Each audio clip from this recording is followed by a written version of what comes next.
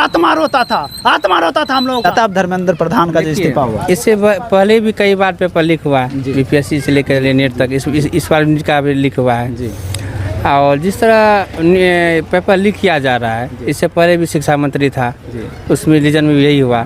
तो सबसे पहले बिहार के वासियों को देखना चाहिए कि ऐसा शिक्षा मंत्री बनना ही नहीं चाहिए। उठा साहब शिक्षा मंत्री को बना देता है। बात सिर्फ बिहार की नहीं है, बात पूरे देश की हो रही है। देश की हो रही है।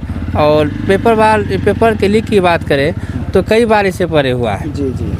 तो इस पे जो है सरकार की लापरवाही है और भ्रष्टाचारी का भी है इसमें। और ऐसे भ्रष्ट सरकार, ऐसे भ्रष्ट मंत्री, ऐसे लापरवाह मंत्री का जब इस्तीफा हुआ तो हम लोग तो खुश हैं। इस खुशी में मिठाई भी बांट रहे हैं। क्या कहना चाहते हैं आप इस बात पर? देखिए, खुशी तो पूरा अभी भारतवर्ष के नागरिकों को है और विशेष करके बिहार की, जिस तरह हमारे बिहार की छात्रों से जिस तरह मेहनत करते हैं, अपने आँख का रोशनी तक गंवा देते हैं मेहनत करते करते, लेकिन जिसका अंतरिम मंत्री से सेटिंग रहता है वो निकल जाता है। यही तो है पेपर लीक, इसे ही तो बंद करना है। यही तो जिम्मेदारी मिली थी धर्मेंद्र प्रधान को कि ऐसा नहीं होना है, पर ऐसा हुआ और बार बार हुआ। जब अपनी जिम्मेदारी आप बार बार सही से नहीं निभा पाते हैं तो आपको इस्तीफा देना पड़ेगा। और आपके इस्तीफा के लिए हम लोग खुश हैं। पता है खुश क्यों हैं? क्योंकि जब जंतर मंतर पर स्टूडेंट पर लाठी बरसाया जाता था तो हमारा आत्मा रोता था हम लोगों का।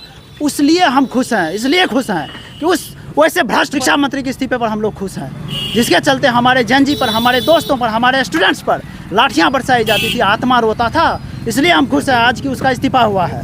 बाकी यहाँ पर और भी लोग हैं हमारे साथ, यहाँ पर कुछ थे वो चले गए यहाँ पर। चलिए हम आगे चलते हैं।